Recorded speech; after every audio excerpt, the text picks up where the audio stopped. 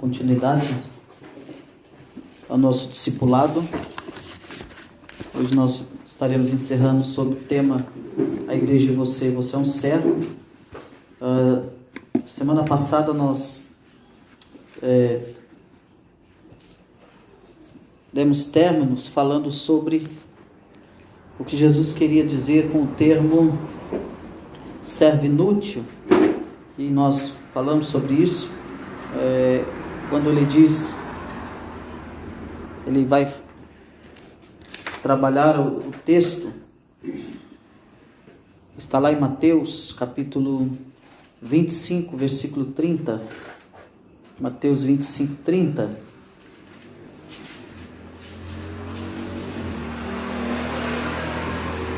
ele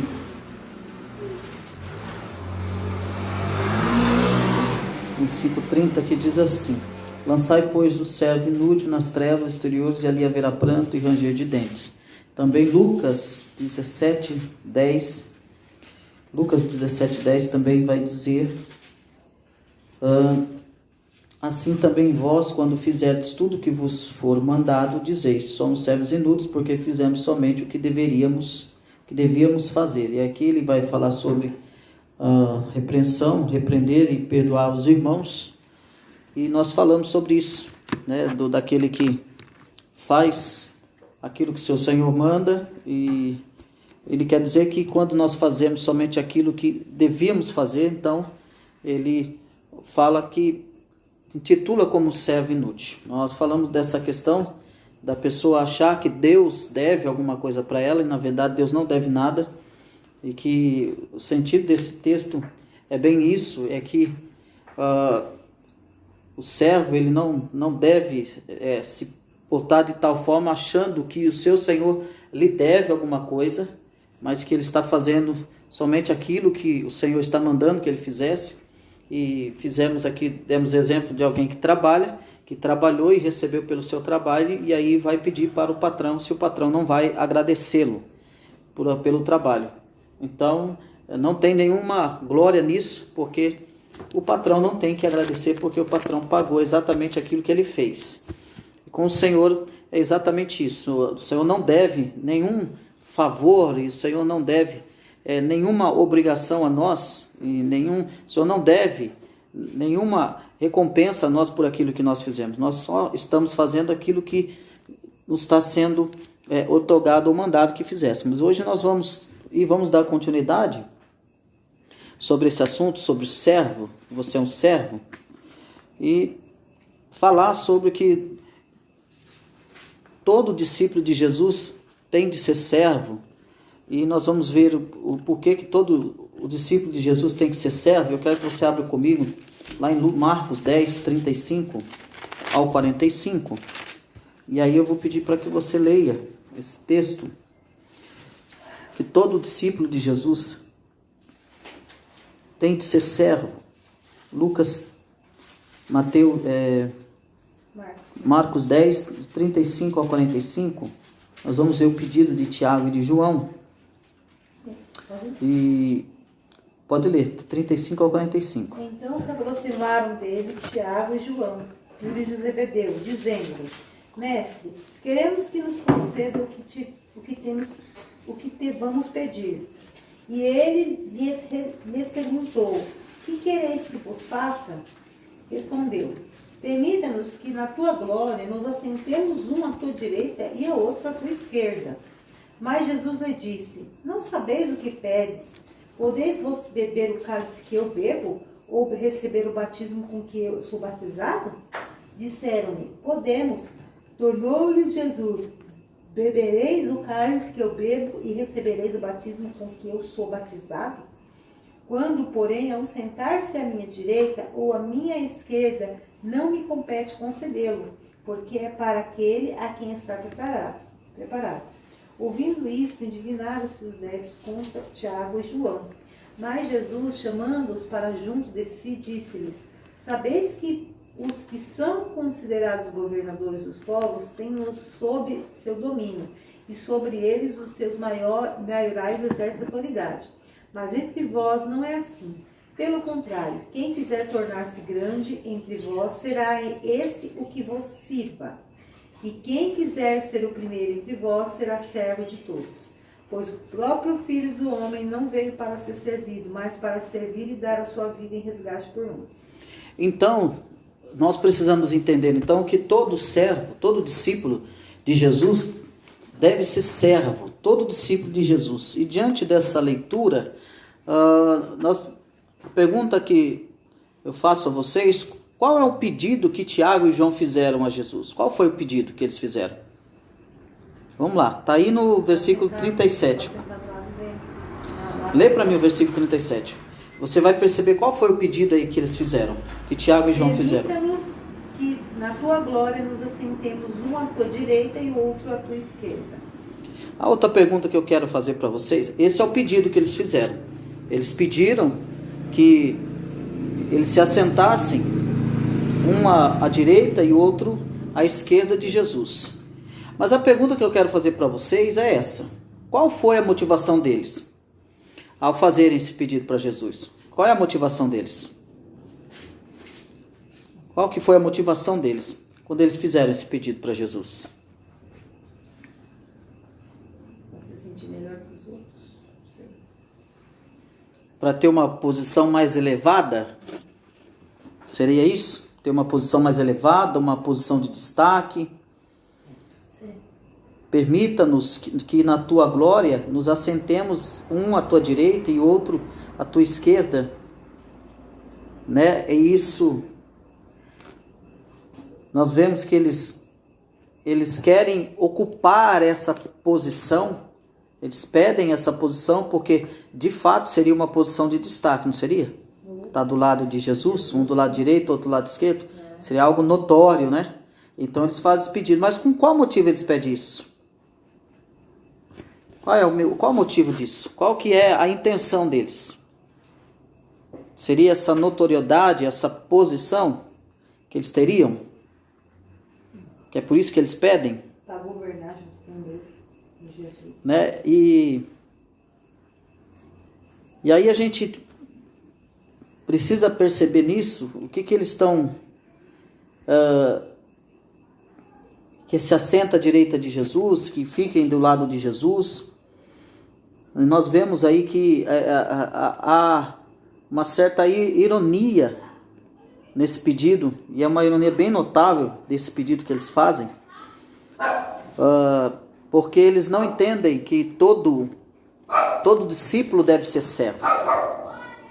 Então eles não querem, a posição que eles estão pedindo é muito mais elevada do que um servo. Então é isso que eles estão pedindo. Então, entendendo que todo discípulo tem que ser servo, e nós lemos aqui do versículo 35 ao 45 do capítulo 10 de Marcos, e nós vemos aqui o pedido deles, de Tiago e de João, né? Esse pedido que eles fazem com essa motivação que não é correta, eles querem algo elevado, né? Eles querem algo de destaque. Mas está falando de Tiago e de João.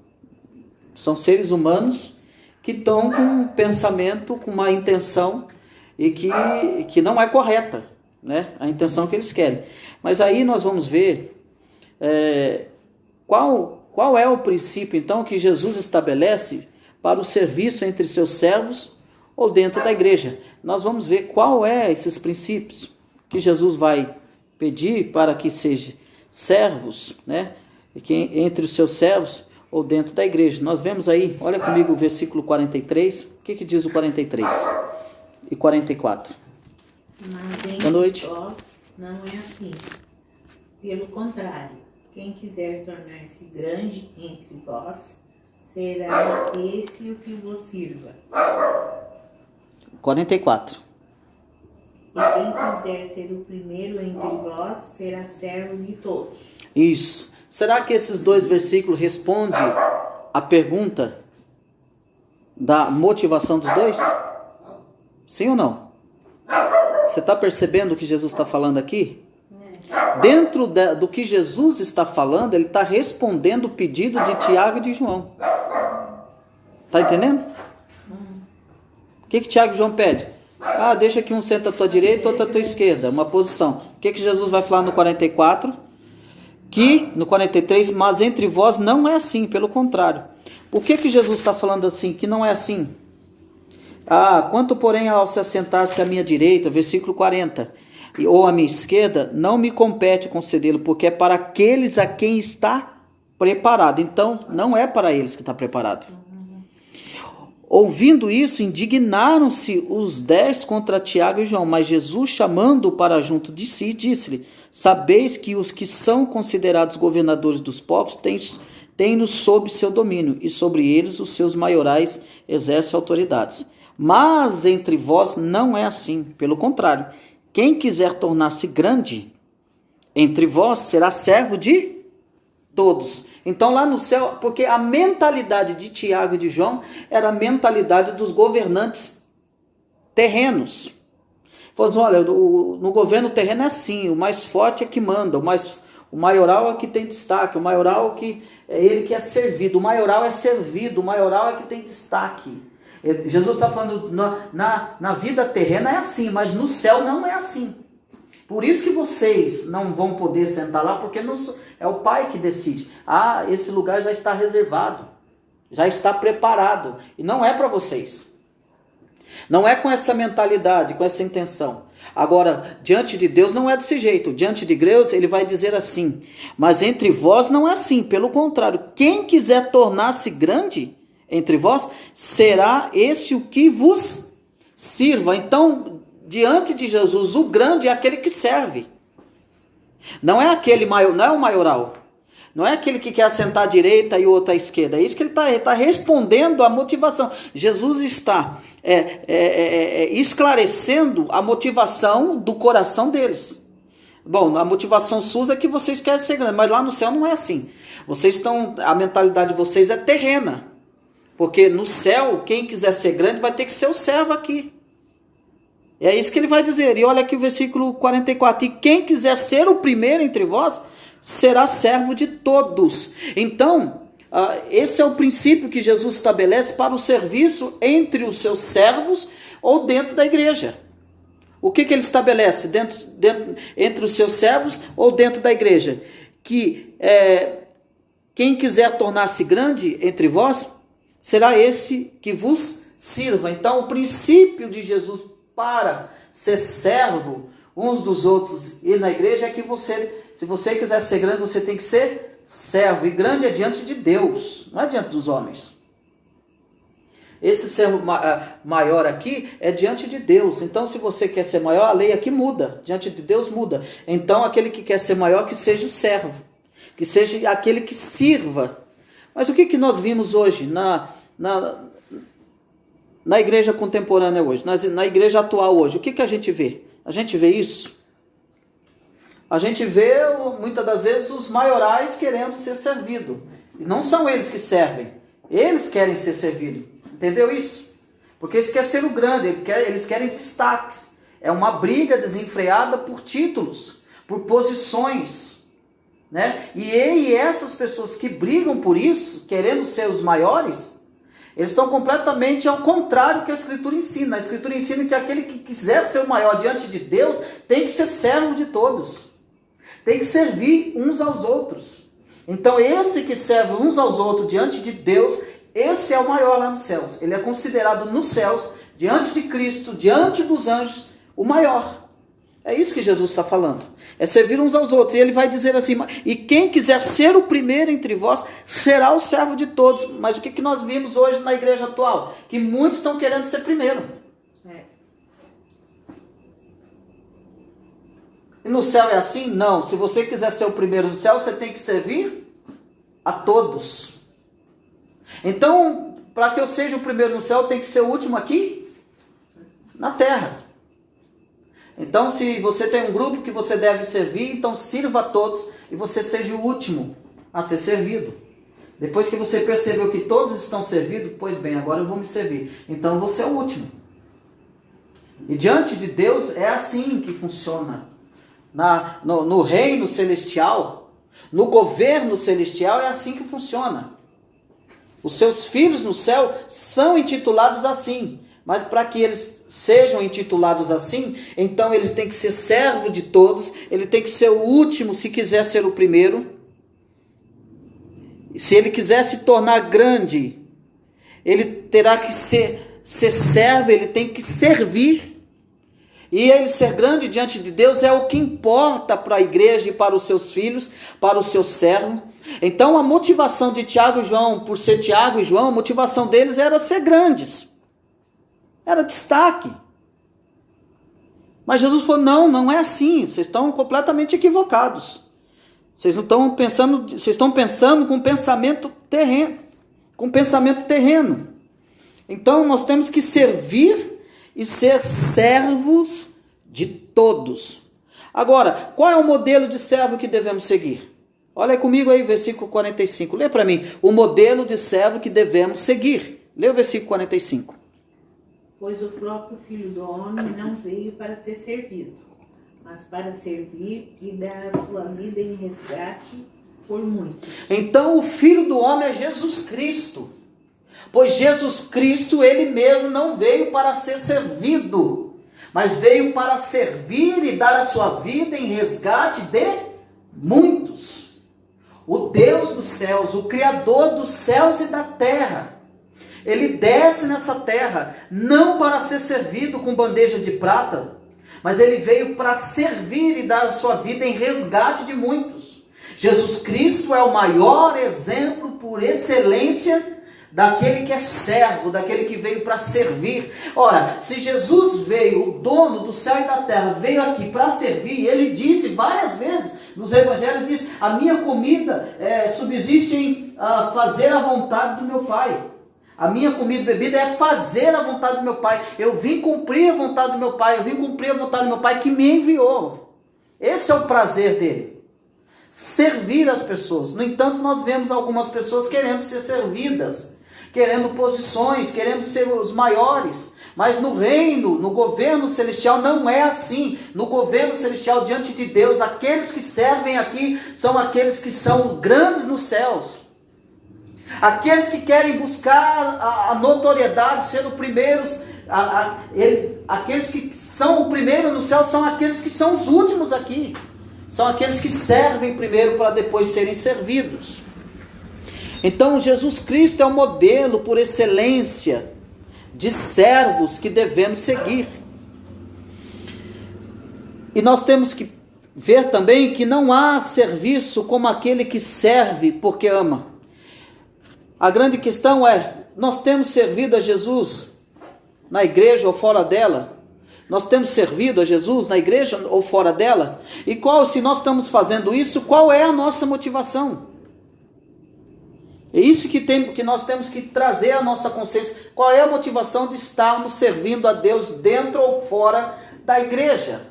Jesus nos mostrou qual deve ser a nossa motivação. Se as nossas motivações estiverem em sermos grandes e queremos ser o primeiro, a nossa motivação está completamente errada, contrária às Escrituras, à verdade da Escritura. Mas se a nossa motivação está concernente àquilo que Jesus está ensinando, seja servo, seja o último, seja aquele que serve, então nós estaremos com a nossa motivação que está glorificando a Deus.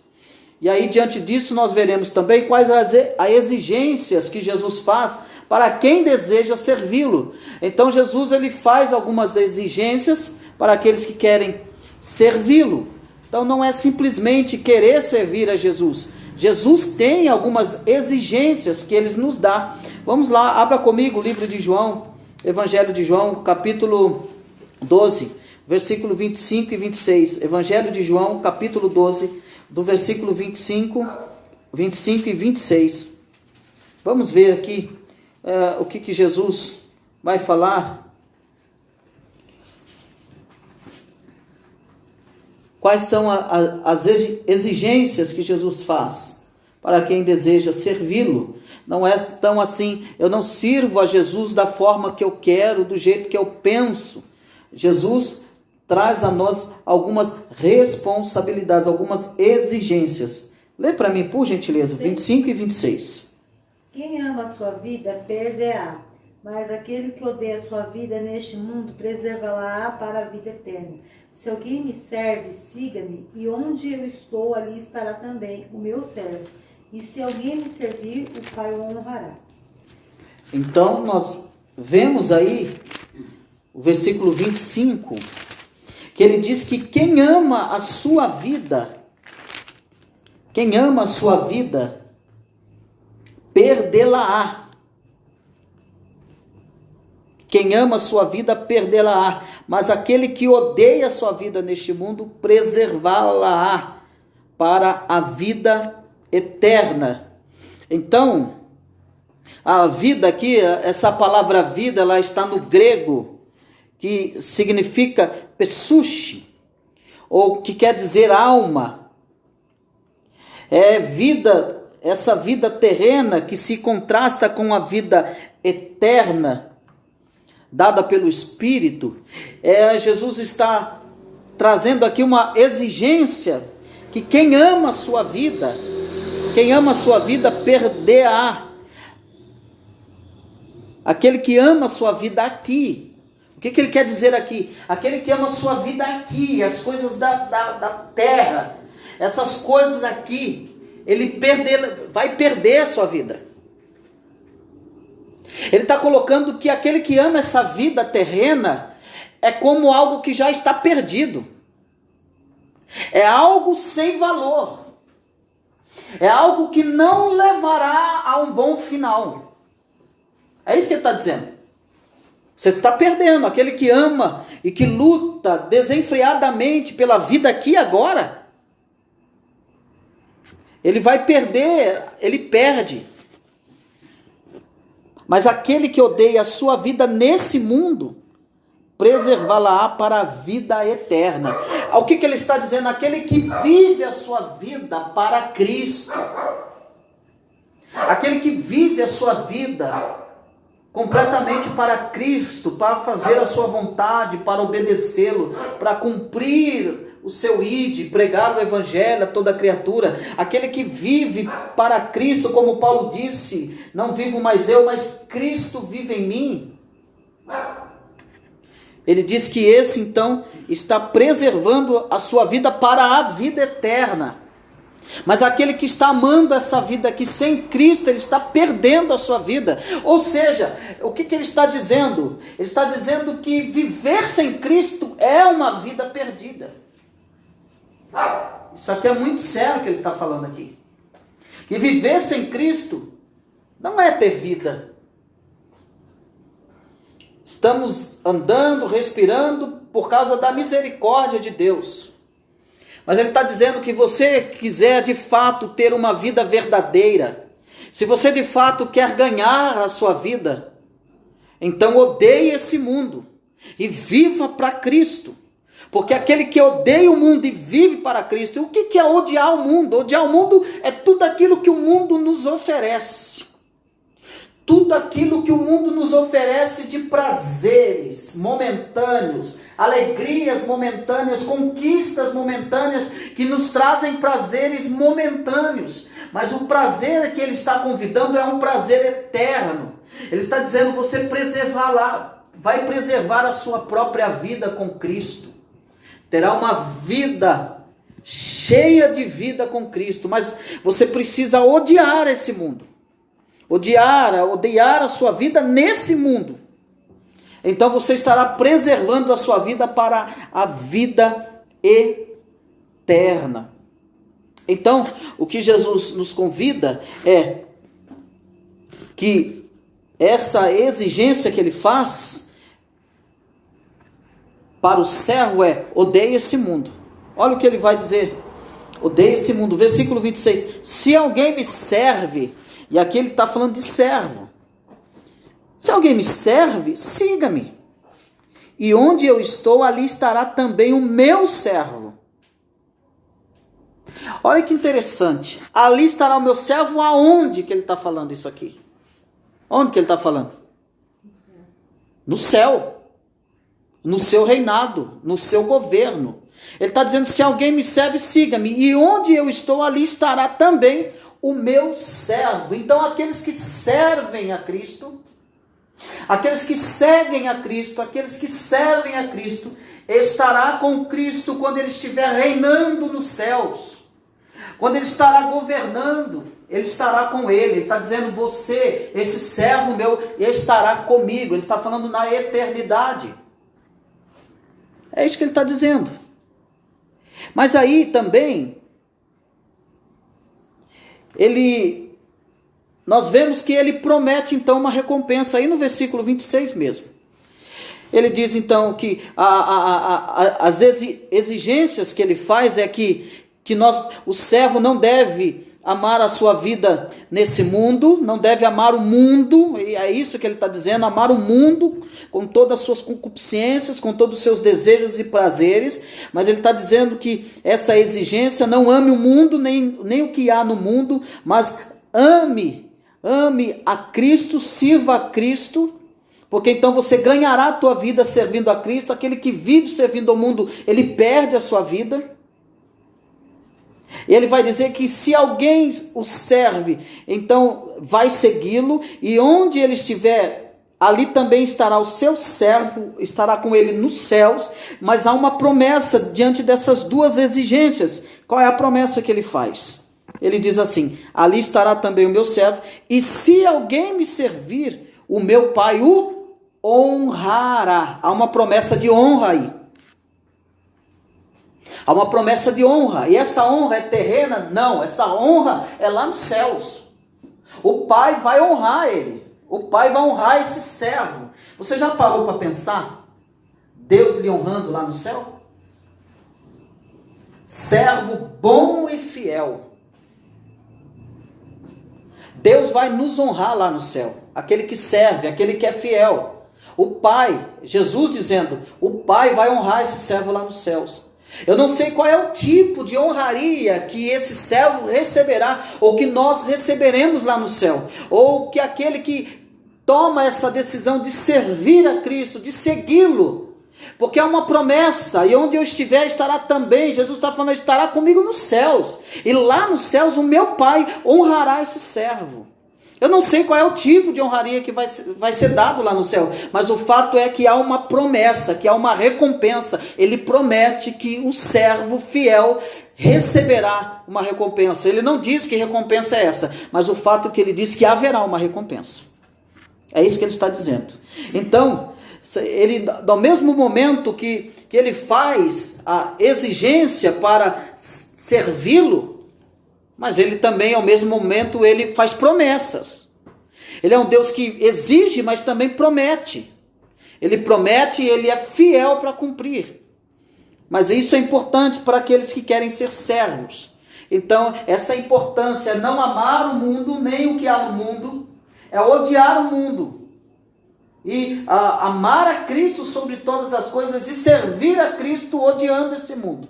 Essa é a exigência para todo aquele que deseja ser um servo de Cristo. Então é viver a vida para Cristo e odiar a vida nesse mundo. E Deus então nos honrará diante do Pai. O Pai nos honrará. Outra coisa que nós devemos ver é que todo cristão é um servo. Todo cristão é um servo. E o propósito principal do servo é ser semelhante ao seu Senhor. Vamos aí em João ainda, capítulo 13. João capítulo 13, do 1 ao 17. Não vamos ler tudo porque é uma leitura extensa, são 17 versículos. Mas nós temos que entender que todo cristão é um servo. E o propósito principal do servo é ser semelhante ao seu Senhor. E deve ser esse desejo de todo aquele que é servo, é de ser semelhante ao Senhor. Mas dentro desse texto nós precisamos identificar qual a mensagem que Jesus quer nos ensinar. Porque Jesus vai falar sobre lavar os pés dos discípulos. E aqui Jesus estará lavando os pés dos discípulos.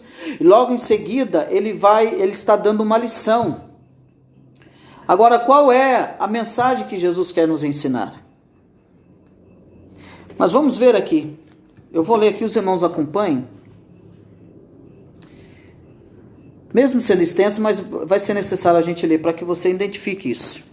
Ora, antes da festa da Páscoa, sabendo Jesus que era chegada a sua hora de passar deste mundo para o Pai, tendo amado os seus que estavam no mundo, amou-os até o fim.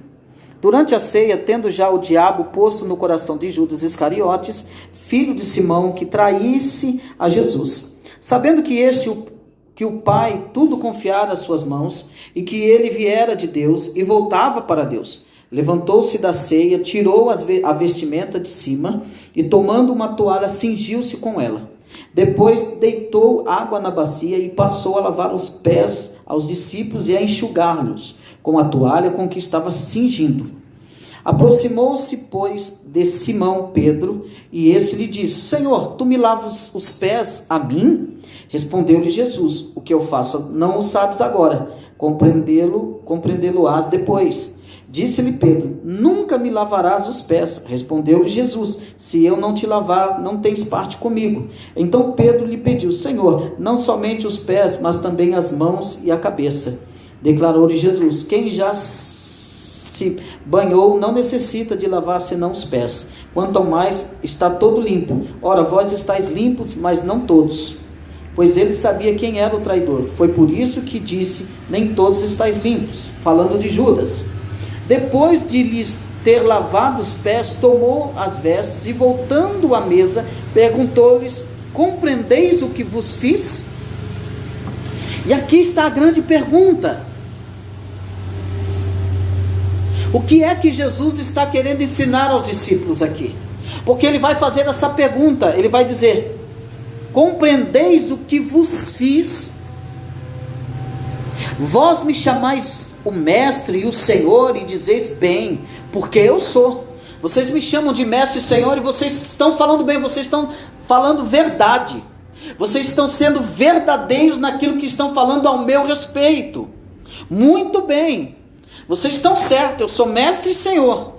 Vocês estão dizendo muito bem isso. Aí versículo 14. Ora, se eu sendo o Senhor e o Mestre vos lavei os pés, também vós deveis lavar os pés uns dos outros, porque eu vos dei o exemplo para que, como eu fiz, façais vós também. Em verdade vos digo que o servo não é maior do que seu senhor, nem o enviado maior do que aquele que o enviou. Ora, se sabeis estas coisas, bem-aventurados sois se a praticardes. Olha que ensinamento maravilhoso que Jesus está dando de humildade. O que Jesus está querendo ensinar aqui? Humildade. Jesus está dando um exemplo de humildade, e ele vai pegar aquilo que os discípulos chamaram ele de Mestre e Senhor, e vai dizer: muito bem, vocês falaram a verdade, agora vocês prestem bem atenção. Se o Mestre e o Senhor está fazendo isso, está se inclinando para lavar o pé de vocês, vós também devem fazer a mesma coisa uns aos outros. Mas a chave central está aqui. Em verdade vos digo, versículo 16, que o servo não é maior do que o seu senhor. O que Jesus está dizendo aqui? Nem o enviado maior do que aquele que enviou. Jesus está dizendo: eu fui enviado e eu não sou maior do que aquele que me enviou. Ele está dizendo: eu não sou maior do que meu Pai. É isso que ele está dizendo. Então vocês também, como servo, vocês não são maiores que o seu senhor. Então vocês devem fazer isso uns aos outros. Porque quanto maior vocês são diante do Pai, menores vocês serão aqui na terra. Então vocês devem servir. Porque eu, sendo Mestre e Senhor, fiz isso, quanto mais vocês. Então vocês devem fazer uns aos outros. Jesus está ensinando o quê? Humildade. Jesus está mostrando humildade, ele está ensinando humildade. O que ele quer nos ensinar é humildade. Mesmo ele sendo Mestre e Senhor, ele lavou os pés dos seus servos.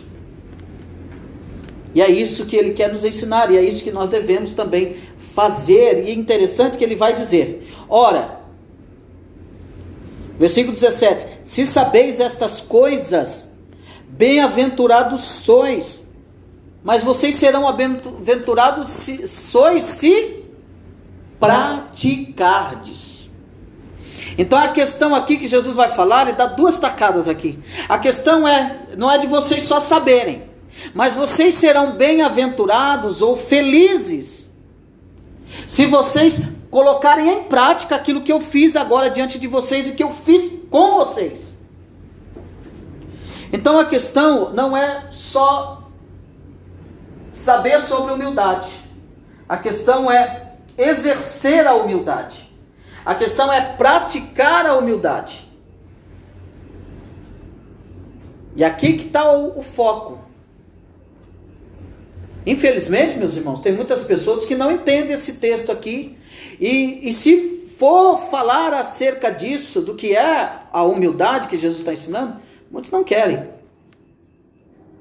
Muitos não querem se sujeitar a essa humildade, esse ato de humildade, essa expressão na prática de humildade. O que nós vimos hoje são as pessoas colocando os pés para serem beijados e depois colocarem uma nota, um valor de nota. Como já, se você entrar numa rede social, no YouTube da vida, você vai ver pessoas se intitulando como homens de Deus, com os pés, e as pessoas beijando os pés dele, colocando uma nota, um valor. Completamente contradizente com aquilo que Jesus está ensinando aqui. Ele se inclina, ele se curva, não para adorar, mas para demonstrar humildade. Ele está lavando os pés.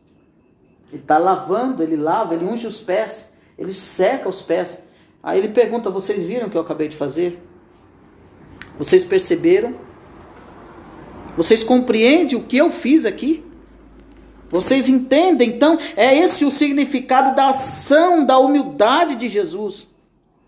Então, os servos de Cristo, a igreja de Cristo, deve seguir o exemplo do nosso Senhor, então. E que forma deve seguir o exemplo, então? Perdoando e restaurando todos aqueles que tropeçam nos seus delitos e pecados. Então, nós temos que olhar para eles, porque o santo lavou o pé dos pecadores. O santo perdoou os pecadores. E nós devemos, como servos e como igreja de Cristo, seguir o mesmo exemplo. Perdoando, restaurando, limpando, anunciando o evangelho, perdoando, abraçando os nossos irmãos e aqueles que necessitam, seguindo o exemplo de Cristo. Então, a igreja deve servir os membros mais importantes da igreja. Devem servir os humildes irmãos com o espírito de abnegação de Jesus, com o espírito de humildade de Jesus, com o espírito de amor de Jesus. Então, o que nós precisamos e o que nós muitas das vezes não vemos na igreja contemporânea, é os líderes que não servem os menores da igreja, os líderes que não se inclinam para atender os menores da igreja. Pelo contrário, eles querem cada vez mais serem servidos. Mas o que Jesus está mostrando é: os maiores, então, sirvam. Devem ser aqueles que servem, devem ser aqueles que se entregam, devem ser aqueles que restauram, devem ser aqueles que limpam pela palavra. Então, ser servo é esse, é mostrar isso que Jesus está fazendo. Agora nós devemos ver qual é o propósito de Jesus ao lavar. João capítulo 12, capítulo 13, o versículo do 12 ao 15, foi aquilo que nós dizemos. Qual é o propósito de Jesus lavar os pés dos discípulos? O propósito é que eles aprendam, que tenham humildade. O propósito é que eles sirvam os desfavorecidos, os menores, os mais humildes, os mais simples.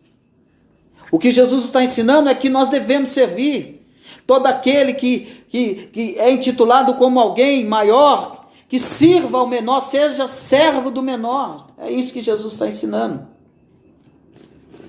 E a pergunta para nós é essa: você já lavou os pés de alguém? Você já serviu alguém com um serviço bem humilde? E se você fez isso, como que você se sentiu quando você fez isso? Lavar os pés aqui, para o nosso contexto, não é algo literal para nós aqui hoje.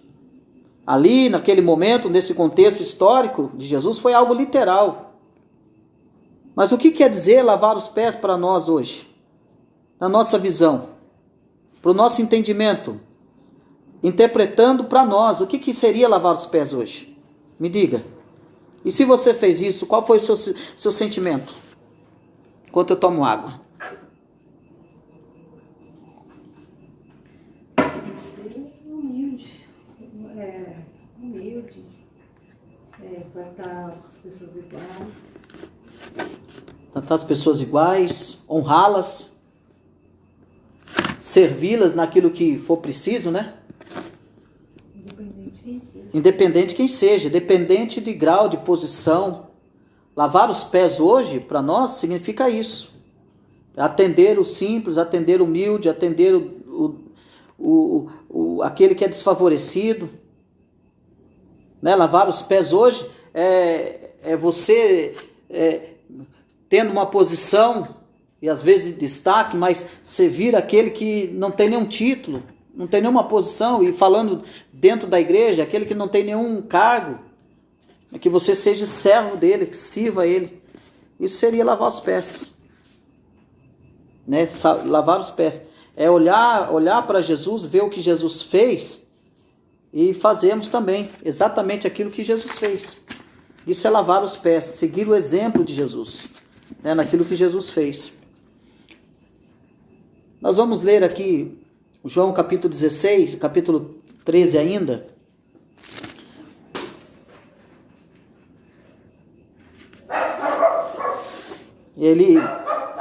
Nós já comentamos, né, o que se Jesus refere a essas coisas no versículo 17 do capítulo 13 de João. Também nós falamos qual é a relação entre saber e praticar, porque saber é uma coisa e praticar é outra coisa. Mas abre comigo lá em Tiago, capítulo 1, versículo 19 ao 25. Tiago, capítulo 1, do versículo 19 ao versículo 25. E vamos ver essa relação entre saber e praticar. A prática da palavra, vamos lá. Quem achou pode ler. Saber essas coisas, meus amados irmãos. Todo homem, pois, seja pronto para ouvir, tardio para falar, tardio para se irar. Porque a ira do homem não produz a justiça de Deus. Portanto, despojando-vos de toda impureza e acúmulo de maldade, acolhei com mansidão a palavra em vós implantada, a qual é poderosa para salvar a vossa alma. Tornai-vos, pois, praticantes da palavra e não somente ouvintes, enganando-vos e vós mesmos. Porque se alguém é ouvinte da palavra e não praticante, assemelha-se ao homem que contempla no espelho o seu rosto natural, pois a si mesmo se contempla e se retira e para logo se esquece de como era sua aparência. Mas aquele que considera atentamente na lei perfeita, a lei da liberdade, e nela persevera, não sendo ouvinte negligente, mas operoso, praticante, esse será bem-aventurado no que realizar. Amém. Até aí. Então, essa relação entre saber e praticar, porque se alguém é ouvinte da palavra e não cumpridor, é semelhante ao homem que contempla ao espelho o seu rosto natural. Porque se ele contempla a si mesmo e vai-se, e logo se esquece de como era. Vai lá no espelho e olha, e logo depois você vai esquecer o que você viu. Então ele está dizendo que esse alguém que é ouvinte da palavra e não cumpridor é assim. Aquele que vai para o espelho e já logo esquece o que ele viu no espelho. E já logo esquece. Porque se contempla a si mesmo e se vai-se logo e se esquece de como era. Aquele, porém, que atenta bem para a lei perfeita da liberdade, nisso persevera, não sendo ouvinte, esquecido, mas fazedor da obra, esse tal será bem-aventurado no seu feito. Então, essa diferença entre saber e praticar, né? É como viver na palavra de Deus, né? Que seja todo homem pronto para ouvir, tardio para falar e tardio para se irar. Porque a ira do homem não opera a justiça de Deus, por isso, rejeitando toda a imundícia, a superficialidade de malícia, recebei com mansidão a palavra em vós enxertada, a qual pode salvar as vossas almas. E sedes cumpridores da palavra, e não somente ouvintes, enganando-vos a vós mesmo. Então, essa diferença, ser ouvinte e praticante. Porque aquele que é ouvinte e não praticante engana a si mesmo, está se enganando. Mas se alguém é ouvinte da palavra e não cumpridor, é semelhante àquele homem. Mas aquele, porém, que atenta para a palavra de Deus, para a perfeita da liberdade, nisso persevera. Mas ele será, então, bem-aventurado no seu feito. Então, essas coisas. E aí nós devemos ver como que você tem tentado imitar os ensinamentos de Cristo na sua vida. Como que você tem tentado? E nós temos que parar e pensar e ver como que nós temos tentado praticar os ensinamentos de Cristo.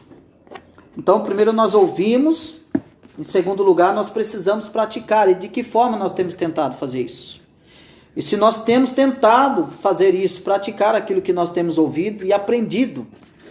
Então é isso que ele está dizendo, essa lei da palavra de Deus, de cumprir a palavra de Deus. E aí nós temos que ver também que servir não é fácil, porque ele requer então sacrifício e sofrimento, que ele advém da obediência. Então nós precisamos entender que não é fácil servir, que servir requer sacrifícios, e que advém o sofrimento, e vem sofrimento junto com isso. Nós vamos abrir lá em João, capítulo 15, do versículo 18 ao 20. João, capítulo 15, do 18 ao 21. Quem achou pode ler. 15, do 18 ao 21. Se o mundo vos odeia, achei que primeiro do que a vós outros me odiou a mim. Se vós fosseis do mundo, o mundo amaria o que era seu, como todavia não sois do mundo. Pelo contrário, dele vos escolhi. Por isso o mundo vos odeia. Lembrai-vos da palavra que eu vos disse. Não é o servo maior do que seu senhor. Se me perseguiram a mim, também perseguirão a vós outros. Se guardaram a minha palavra, também guardarão a vossa. Mas, até o 21. Tudo isto, porém, vos farão por causa do meu nome, porquanto não conhecem aquele que me enviou. Então, nós vemos que Jesus está dizendo sobre o mundo que odeia, os seus discípulos. Ele diz: se o mundo vos odeia, sabei que primeiro do que a vós, me odiou a mim. Então ele está mostrando, Jesus mostrando, apresentando a reação do mundo ante a missão de Cristo, ante a missão de Cristo e a missão da sua igreja. Ele mostra que há ódio, que há alienação, que há perseguição. Ele diz que o mundo vos odeia. Então servir não é fácil, requer então sacrifício e sofrimento que advém da obediência. Então o mundo vai odiar porque odiaram a Cristo. Se vós fosse do mundo, o mundo amaria o que era seu, mas porque não sois do mundo, antes vos escolhi do mundo. Por isso é que o mundo vos odeia. Se o mundo nos odeia, porque Cristo nos escolheu. Qual é o sinal de que Cristo nos escolheu? O mundo nos odiando. Quando falamos da sua lei, quando falamos da sua santidade, quando não compactuamos com os erros, quando não compactuamos com aquilo que Satanás, o Deus desse século, tem oferecido a essa humanidade caída e perdida, então o mundo vai nos odiar. Por que o mundo vai nos odiar? Porque se vocês fossem do mundo, o mundo amaria vocês. Ele está falando isso com os discípulos. Por que o mundo odeia vocês? Porque eu chamei vocês do mundo. Vocês não fazem mais parte do mundo. Vocês não fazem mais parte do conceito, da ideologia do mundo. Porque então o mundo odeia vocês, porque tudo aquilo que eu odeio, vocês também odiarão. E se o mundo me odeia, vai odiar vocês também. Ele vai dizer: lembrai-vos da palavra que vos disse, não é o servo maior do que seu senhor. Se a mim me perseguiram, também a vós perseguirão a vós. Se guardaram a minha palavra, também guardarão a vossa. Olha, interessante que ele vai dizer: lembrai-vos da palavra que vos disse, não é o servo maior do que o seu senhor. Então, seria uma loucura a gente pensar que nós também não seríamos perseguidos. É isso que Jesus está dizendo. Se perseguiram o Filho de Deus, quanto mais vocês. Quanto mais vocês. Por isso que ele está dizendo que não é o servo maior do que o seu Senhor, porque o seu Senhor também está sendo odiado, está sendo perseguido. Então vocês, a quem eu escolhi, para que reine eternamente, para que sejam salvos, vocês que eu escolhi para serem luz do mundo, o sal da terra, se me odeiam, se me perseguem, a vocês também não será diferente. Vocês serão perseguidos, vocês também serão odiados. Mas tem uma coisa: se guardarem a minha palavra, também guardarão a vossa. É isso que ele vai dizer. Mas tudo isso vos farão por causa do meu nome, porque não conhecem aquele que me enviou. Então tudo isso farão por causa do nome de Jesus. Tudo isto, porém, vos farão por causa do meu nome, porquanto não conhecem aquele que me enviou. Então odiarão vocês por causa do meu nome. Então amar a Cristo implica em sofrimento, implica em sacrifício. Você será odiado porque você professa o nome de Cristo Jesus, porque você o serve. E se eu não viera, nem lhes houvera falado, pecado não teriam, mas agora não tem desculpa do seu pecado. Tudo, porém, vos farão por causa do meu nome, porquanto não conhecem aquele que me enviou. Então, implica nisso, sacrifício. Olha também, Filipenses capítulo 1, versículo 29. Filipenses capítulo 1, versículo 29, que diz assim: porque vos foi concedida a graça de padecerdes por Cristo, e não somente de crerdes nele. A unidade da vida cristã na luta. Então ele está dizendo que porque vos foi concedido a graça. A graça do quê? A graça para padecerdes, para sofrer por Cristo. Por que é que você suporta o sofrimento? Por que que o crente vai suportar o sofrimento e a perseguição? Porque foi lhe dado graça para isso, para padecer por Cristo, e não somente de crer nele, mas para padecer. E há muitos servos que estão padecendo, que estão sofrendo, que estão morrendo por causa de Cristo. E por que então? Aí se explica o porquê que eles não negam. Em muitos países que fazem com uma arma sobre a cabeça e pedindo para que negue a Jesus. Por que eles não negam Jesus? O mundo vai dizer que essa tal pessoa é uma louca, que essa pessoa é neurótica, mas não é isso. Essa pessoa recebeu a graça para padecer, não só para crer nele, mas para padecer por Cristo e até morrer por Cristo.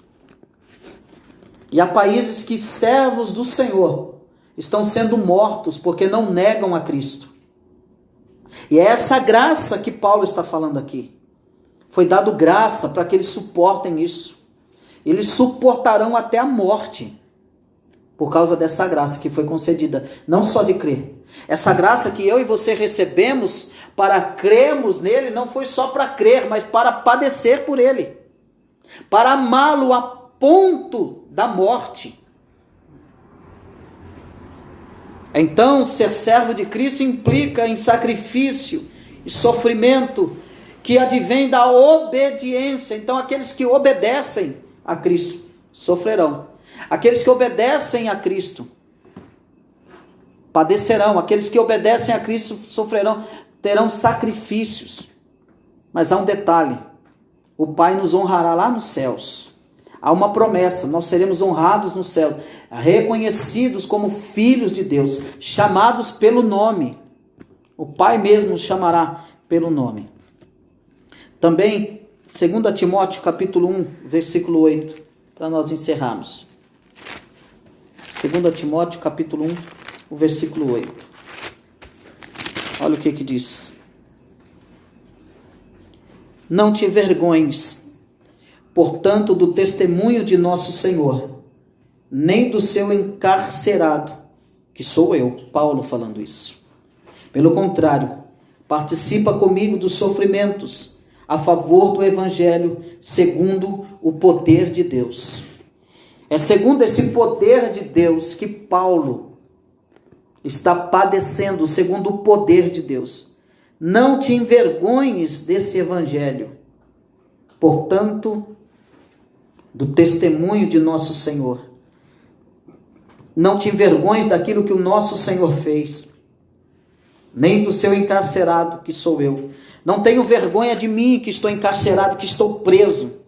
Pelo contrário, participa comigo dos sofrimentos a favor do Evangelho, segundo o poder de Deus. Participa comigo do sofrimento a favor do Evangelho, porque o meu sofrimento, as minhas cadeias, Paulo está dizendo, é por causa do amor ao Evangelho, é por causa da obediência ao Evangelho, é porque ele é servo, é porque ele é escravo. Então,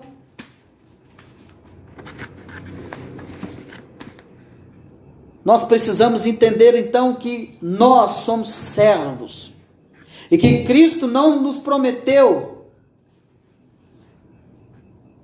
nenhuma anulação de sofrimento, nenhuma anulação de sacrifício. Pelo contrário, seja um bom soldado, batalhe como um bom soldado. Paulo está dizendo, sofra como um bom soldado. Não te envergonhes deste Evangelho, que chega ao ponto de muitas das vezes levá-lo para dentro do cárcere. Ele está dizendo, não se envergonhe de mim porque estou encarcerado. Pelo contrário, participa comigo nos meus sofrimentos.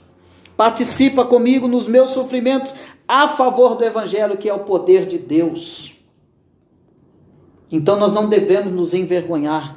Nós não devemos nos envergonhar dos nossos irmãos que estão morrendo por causa do Evangelho. Nós devemos participar desses sofrimentos. Que nós possamos então nessa noite concluirmos isso, sabendo que nós somos chamados para sermos servos de Cristo. Amém?